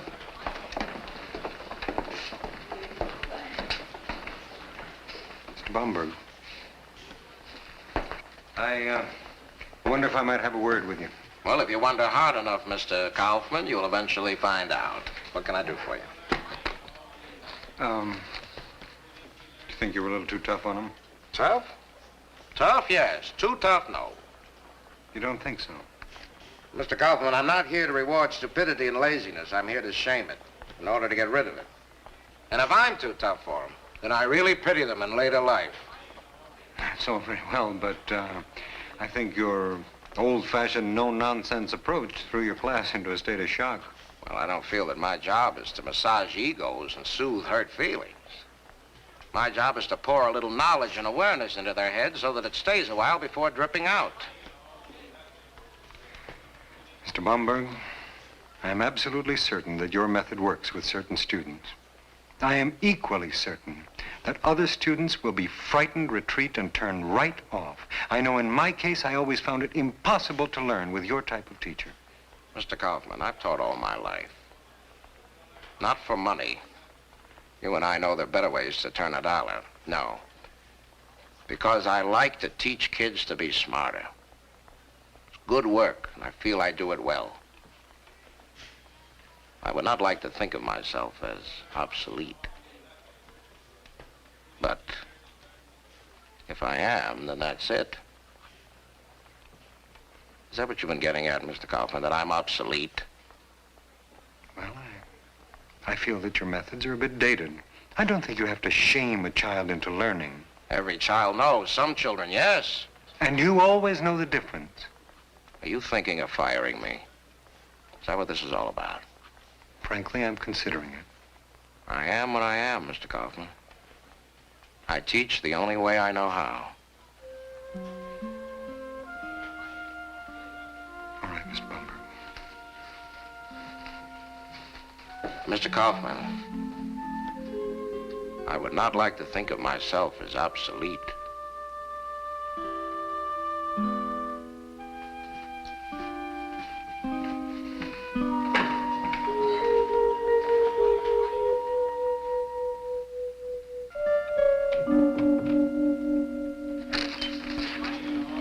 Hello, friends. It has finally happened. What?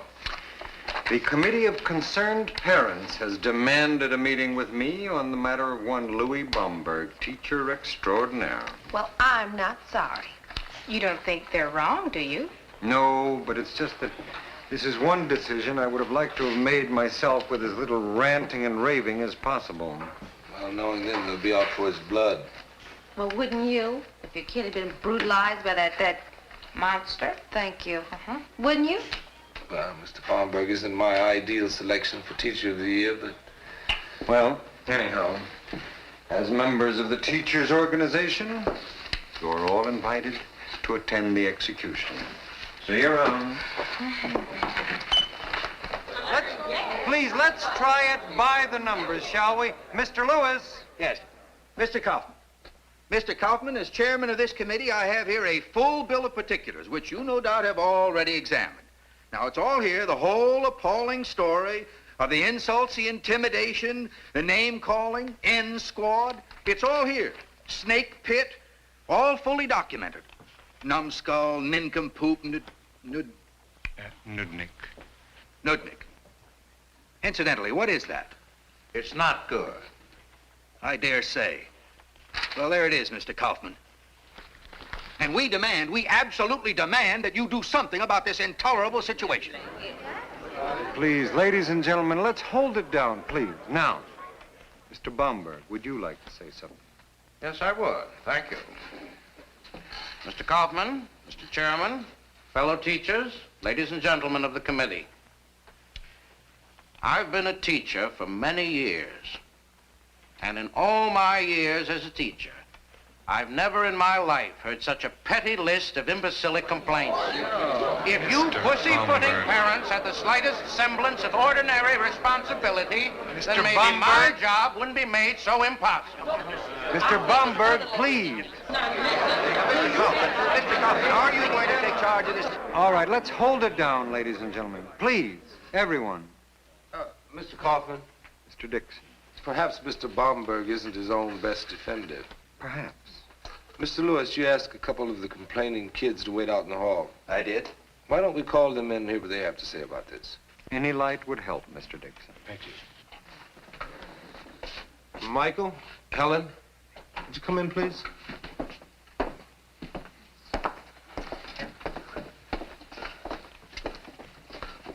We're just trying to get the truth of something, so don't be afraid.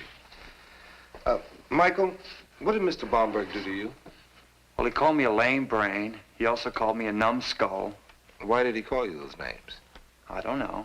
I guess because I didn't know an answer or something. Is that your chief complaint with Mr. Baumberg? His name calling?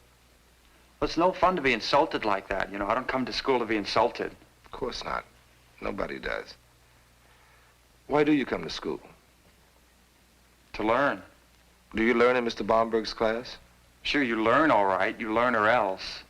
Or else? You get hollered at, insulted, teased. What about Helen? He made her cry when she didn't know an answer. Is that true, Helen? What happened? Mr. Baumberg asked me who the Chief Justice of the Supreme Court is. And when I didn't know, he made me feel so bad, I just cried. Now that's disgraceful. A teacher browbeating a child into tears. Helen, you're in my history class, aren't you? Yes. I can remember you crying at least 3 separate times, isn't that right? I guess so. Why did you cry in my class? I cry easy. If I'm angry or happy or anything, I'll pour the tears. I guess I'm just a crier. But can I say something, Mr. Dixon? Go ahead. Because I do cry easy doesn't mean that it wasn't Mr. Baumberg's fault. It was his fault. Why did he have to yell at me? I always work hard. I know you do. Okay, thank you. Helen, who's the Chief Justice of the Supreme Court?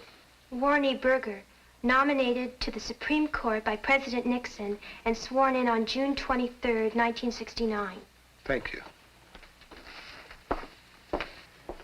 Mr. Dixon, why are you trying to whitewash Mr. Baumberg? A modern teacher like yourself doesn't condone his harsh methods. Mr. Lewis, I admit that Mr. Baumberg's method isn't mine. But why should it be? If he cares so much about teaching that he's not afraid to ruffle a few feathers to get a job done, maybe we need more teachers like him. I sat in on his class. And I saw a man that was totally dedicated to teaching. Yes, but the kids can't stand it. Bomberg may be too tough, but he does know his subject. And I don't think you'll find that at the end of the semester, there will be any students who don't know their civics. That may be so. But you don't excuse his calling the kids names the way he does. No, I don't like it. But Mr. Bomberg does care about teaching. Oh, he may never win any popularity contests, but he is a good man to teach your kids civics. And I hate to see us lose a man with his talent and dedication. Well, Mr. Dixon, I don't know but that you make a case. Perhaps we've been a little hasty. Mr. Bomberg, maybe some of us parents have pampered our children. Made them a little soft. I don't know. Well, there lies the difference between us, Mr. Lewis, because I do know. And if you... Excuse me? Why don't you let Mr. Lewis finish? Of course. But even if it is true, I don't think it's your job to toughen them up. Still, I wouldn't want to be responsible for a man losing his job. Especially when... Well, anyhow, I'm in favor of giving Mr. Bomberg another chance. What do you say? Oh, well, I'll go along with that. How about the rest of it? Yes, why not? Well, if that's a consensus, we can adjourn. Thank you very much, ladies and gentlemen.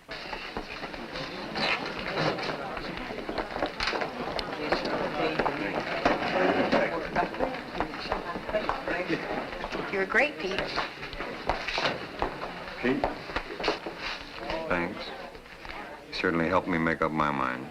Wasn't Pete great, Liz? Oh, he spoke well, all right. I'm not so sure he convinced Bomberg to change his ways, though. Thank you, Mr. Dixon. There's just one thing I want to take exception to. That business about me never going to win a popularity contest. How can you be so sure?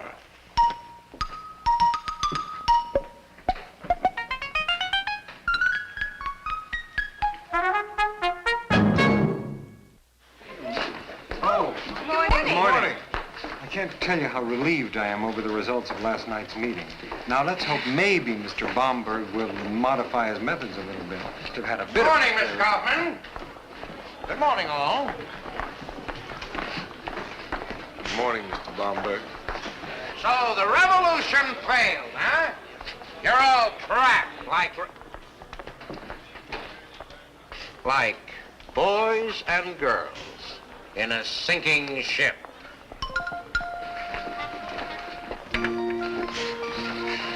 He did say boys and girls.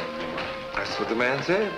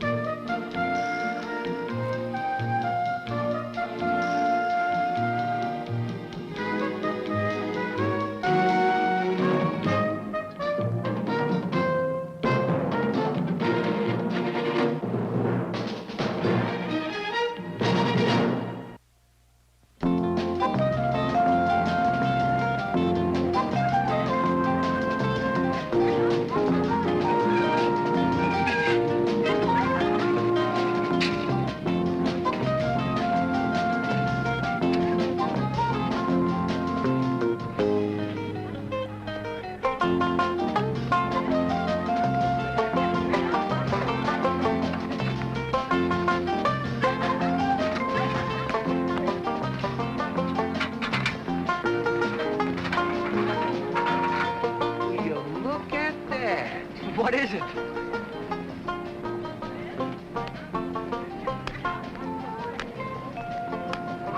What in the world?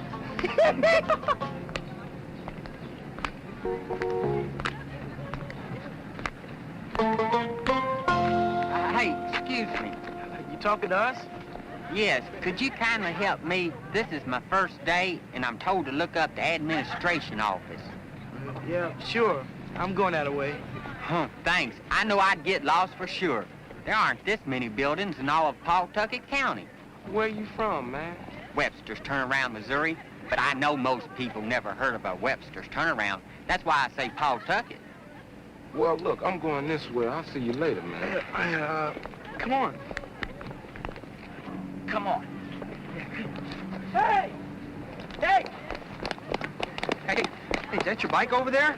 Well, it belongs to the store I work for, but they let me use it. Boy, that's some bike. Busby's Groceries. We deliver. Okay, Archie. I'll bet you're new in school. How could you tell? Your shoe gave you away. I didn't recognize the flap. Oh, you mean my talking shoe. Your what? Well, it may be old, but it keeps me company. I can talk to it. Hello, shoe. Hi, how are you? Hey, watch this. It's nice to be in the big city, but people's shoes don't seem to talk much out here. Oh, no. We better get going. Shoe, say goodbye. Goodbye. Yeah. Hey, look, I'd really like to sit and rap with you in your shoe sometime. Yeah, it must have plenty of soul. Yeah. Let's go. Yeah. Hey, maybe I could sit down and chat with your shirt one of these days. Oh, good morning, Rich. Oh, hi, Mr. Dixon. This is a new kid in school. Matthew Palmer, pleased to meet you, sir. How are you? Oh, by the way, my name is Richie. You can call me Matt. A stranger stops feeling like a stranger once he's met a friend. Yeah, like I always say. Oh, I was going to take him to the office. Well, I'm going down that way myself. Come on, you want to walk with me? Oh, well, in that case, I'll go to class. See you. See you later, Rich. You know, I can't get over how big this school is. The only thing my old school had bigger was the playground. It stretched about 50 miles in every direction. Well, you must have come from a small town. Yeah, this is really a chance of a lifetime coming here.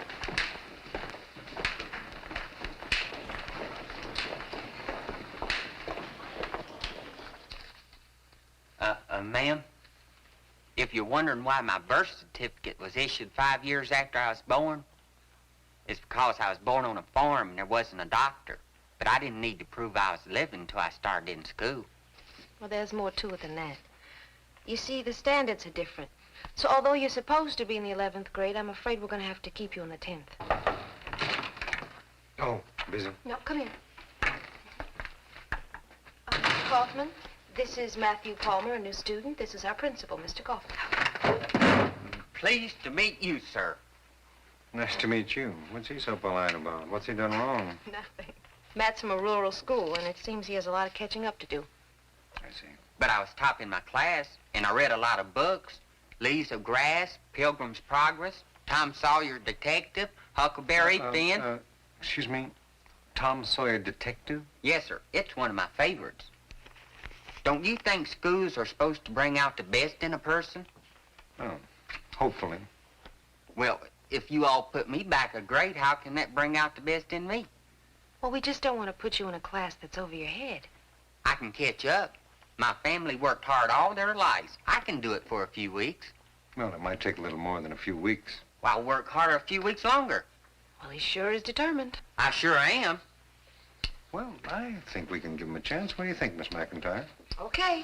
Thank you, sir, ma'am. I won't let you down. All right, then take these to the registrar. Yes, ma'am. Thank you. Good luck.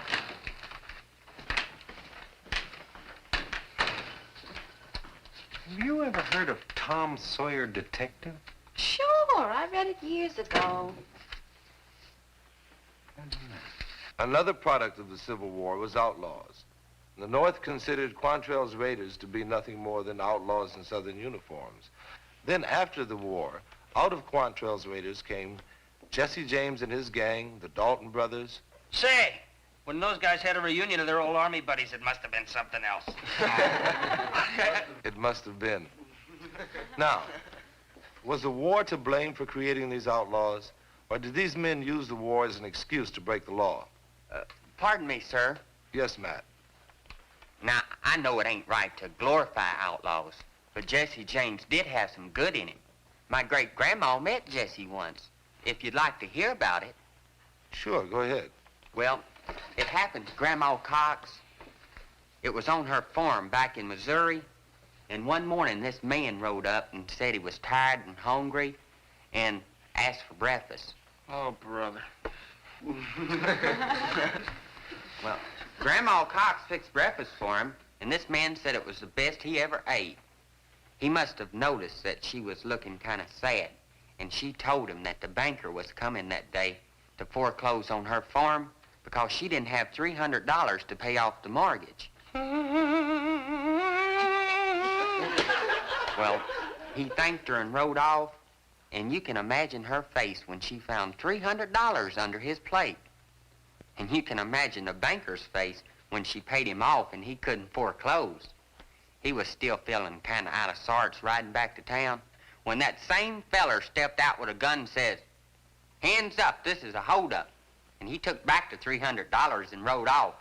Later on, the banker identified a wanted poster, and you never guess who that bandit was. John Wayne.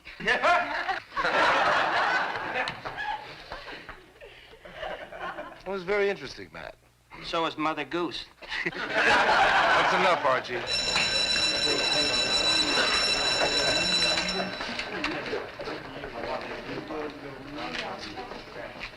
Mr. Dixon. Yes, Matt. Did I do something wrong? What do you mean? Well, the kids were laughing and carrying on like they didn't believe me or something. Oh, I think they believed you. Then what? Well, Matt, maybe it's because you're a new student. And new students often get teased a little at first. But I wouldn't worry about it too much if I were you. I should have thought of that. It's just that I've never been a new student before. Thanks, Mr. Dixon. Boy, oh boy, this is really something. Now, see, now, right over here's where you have your biology lab. This is really something. Hey, what's this whatchamacallit up on the wall? Oh, this is our fire alarm. In case there's a fire, you just take this thing and break the window and the bell rings. Really? Our fire alarm back home was when someone yelled, "Fire! Fire!" What the devil's going on here? I was just, You're just being a wise guy. That's what you were doing, right? No, sir.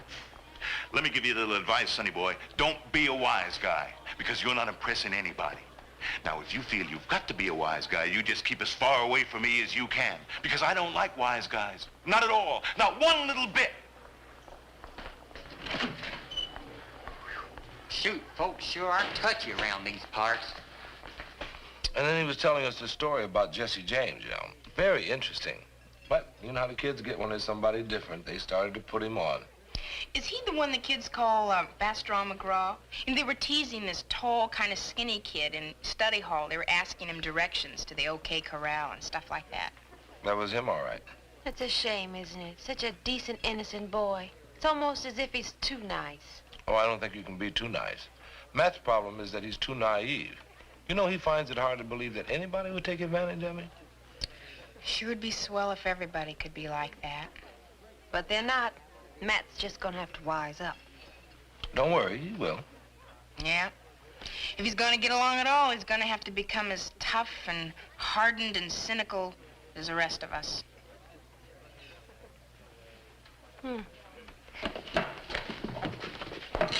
Here he comes. Boy, are we in big trouble. Y'all in trouble? I don't know what we're gonna do. What a day for Jerry to get sick, huh? Well, we gotta get somebody, you know? What about him? I don't know. You think he can do it? He's got to. It's our only chance. What do you say, Matt, would you? Sure. Would I do what? Well, we're the fire drill squad, see? There's gonna be a fire drill in 2 minutes. Only Jerry, the hose monitor, ain't here. And we gotta go cover our post, but there's nobody to take the hose. Would you do it? It's an honor. Yeah. Usually only seniors get to carry the hose. What do you say? Sure, I'd be proud to help you fellows out. Great. Okay, take this. Good. Now go up the stairs to the second floor and stand guard. Is that all? Is that all? Did you hear that? The second floor is the heart of the building. That's where the hose man has to stand guard. Okay, now let's hurry. Now get up there and stay there till we come for you. Go ahead. Okay, and thanks a lot for letting me do this for you guys. That's okay. Better get going.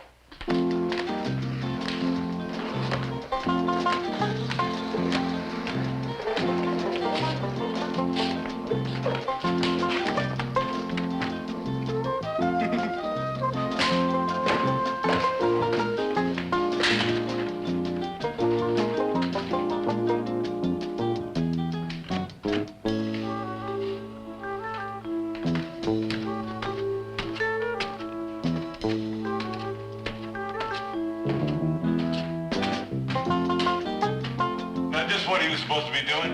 Well, they said, you know the fire drill? Well, my post is here, see? All I see is a wise guy. Now, I told you how I feel about wise guys. I didn't mean. You getting all wet.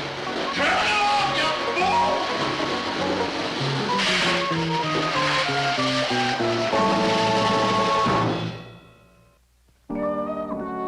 How serious it is to squirt a teacher? I sure do, but I am sorry. Well, sorry is not good enough, man. I mean, suppose there'd been a real fire while you were busy shrinking Mr. Windish's shirt with that hose. Sure was a dumb mistake. Man, do you realize that a bunch of kids purposely got you into trouble? Well, I hate to think the worst of folks, but I kind of suspect you're right. Well, that's something. Now, I'm going to have to know who those boys were. This is too serious an offense to let go unpunished. I'm sorry, sir. I can't tell you that. My daddy taught me there's nothing worse than a man who tells on his neighbor. That's very commendable, Matt. But those neighbors made a fool of you. When you think you're doing the right thing, you don't ask yourself if you're being a fool for doing it. Matt, would you wait in the outer office, please? Yes. I know it don't help much, but I am sorry about causing so much trouble. All right, Matt.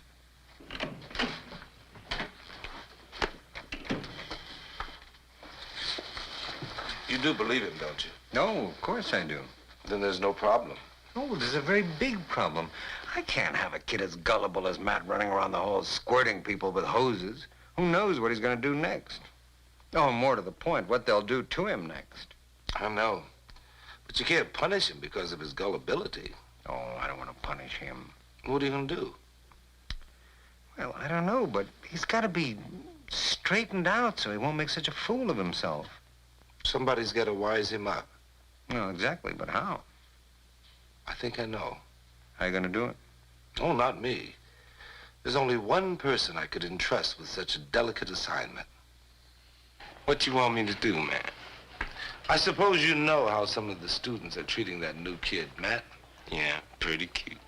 Well, they're going to continue to give him a rough time if somebody doesn't wise him up. Why don't you do it? Well, because they would even be harder on him if they thought that I was giving him special attention. Well, I ain't no social worker. And it's none of your business, right? I was going to say that next. Well, you can do what you want to, Jason, but you're the only one who can teach Matt how to take care of himself. What do you mean? Why me? Because you're the only one that I can think of who sees clear-headed enough to be able to teach a kid like Matt the facts of life. Now, how about that? You'll do it? Well, if I can't hip him, he can't be hipped. See, it's just that you never lived in a city before, and we want to teach you the score, understand? Well, if you figure there's something that you should teach me, I figure I might as well learn it. Hey, well, the first thing you're gonna learn is that I'm the one teaching, not him. He's got a lot of smarting up to do himself. Well, what are you gonna teach me? How to take care of yourself. There's gonna be a lot of cats sitting on you for bread. Money. They're gonna give you all kind of sad stories on how bad they need it and all. But don't give it to them. Okay? You got it? Give me a quarter. Yeah. You gonna give it to me? I'd sure like to, but I'm afraid I can't. That's better. All I got's a dime. Why would you give me your last dime? 'Cause you asked for it. You didn't even ask what I wanted for. A body has a right to his own privacy. You wouldn't borrow money if you didn't need it. You know, if you look mean, cats wouldn't try to take advantage of you in the first place. How can I look mean if I don't feel like it? I'm not asking you to be mean, just look mean. Look mean? Sure. Then people won't even ask favors unless they really need it. Yeah, man, it's all in your style. Look, just do what I do. Hunch over. Now put your hand in your pocket. Now scowl. Keep scowling. Now squint one of your eyes. Curl your lip. Jace, let's try him on the walk.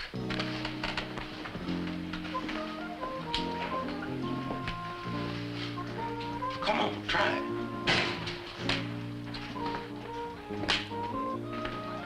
I'm sorry, Jason. I can't do that. Well, the only thing left for you to do is have it out with Archie. Then the others will fall in line. You mean fight? I ain't been in a fight since Cousin Barney stuck my sister Lucy's head in a bucket of raspberries. Did you whoop him something good? No, but I yelled on him pretty fair. I don't believe in hitting. Well, Archie don't have to know that. Sometimes a good bluff will do the trick. The next time he pulls something on you, tell him quit jiving or else. Or else what? Or else you gonna make him sorry he spoke your name in vain. You gonna beat his head down so far you have to pull off his sock to see. You'll grind him in the dust. You'll pulverize him. And then you gonna chew him up and spit out the pieces. If he tangles with you, he tangles with a wildcat. You gonna use him for a doormat. He'll regret the ever-loving day he set eyes on Matthew Palmer. Dig it? Yeah. But I don't know if I can say all that like I mean it. Well, if you want to survive here at Whitman, you better try. Well, I'll do my best. That'll, boy. There you go, Matt. You just may get it on yet. Well, I gotta go to work. Oh, here's your dime. Hey, come on, Gladys. Let's go over to the Greensleeves and listen to some music. Oh, I'd like to, Archie, but Jeannie and I and some of the kids are going bicycle riding over at Adams Park. Bicycle riding? Yeah, sure, it's fun. Hey, why don't you come? Boy, I'd like to, but I don't have a...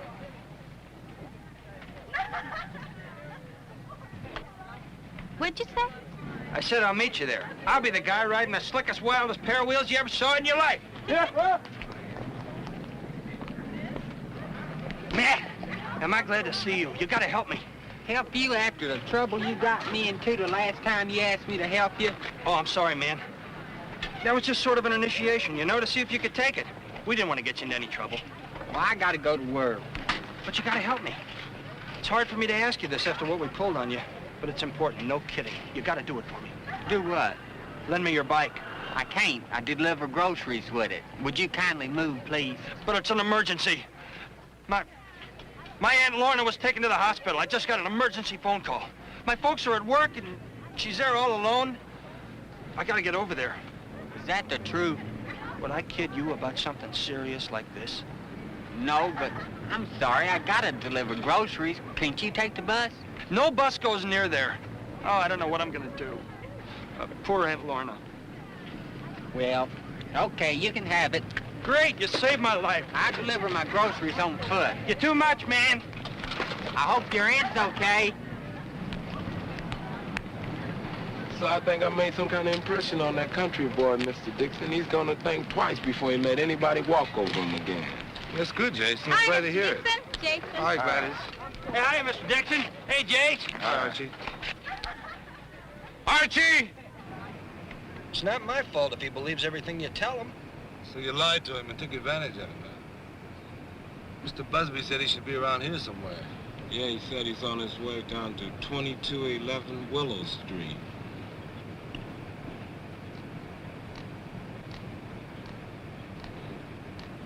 There he is.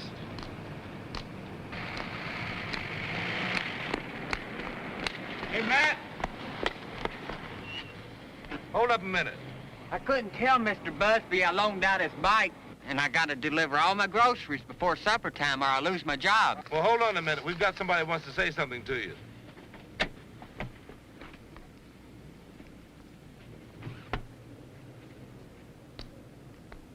Hi, Archie. How's your aunt? I don't have any aunt in the hospital. You don't? No. I just said that so I could use your bike. To do what? To go riding in the park. You wanted to go riding in the park, so you told me that fib about your aunt being in the hospital? That's right. And made me deliver my groceries on foot, even though I might lose my job? Well, if you're dumb enough to believe me, it's your tough luck. Archie, I've had just about enough of you. No. Shut up! You shut your mouth or I'm gonna shut it for you.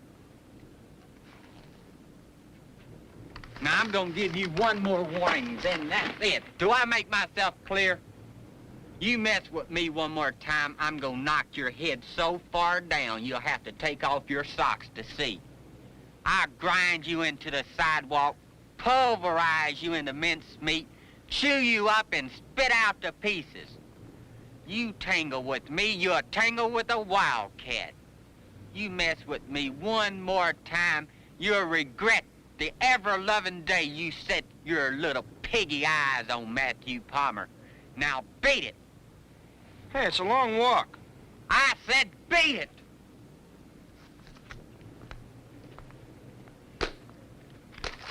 You did it, Matt. I gotta say, you yelled on him pretty fair. Pretty fair. Yeah, I don't think you'll be having any more trouble with Archie. Come on, we'll help you deliver those groceries, and then we'll go back and pick up your bike. What's wrong? Well, you don't think I was too hard on Archie, do you? I mean, I'd hate to think I might have really hurt his feelings. Come on. I mean, I'd hate for a person to be really feeling bad on my account. Back home once, I knew a boy who had a habit of taking frogs to school, putting them in the teacher's bed, and one time he put one in prison. Well, he was such a nice, gentle kid, so trusting. And now you and Jason have made him just as cynical and suspicious as everybody else. Only suspicious enough to take care of himself. Well, maybe he had something we've lost, a kind of openness, a belief that the next guy isn't always trying to take advantage of him. Maybe. Well, anyway, I gotta get to the cleaners. I gotta pick up my one and only suit. You going somewhere tonight? Yeah. Oh, where? To dinner. With anyone? A friend. Old school buddy. Good guess. I didn't know you were still in touch with any of your old school buddies. Well, she's the only one. She? Liz, you know you're right.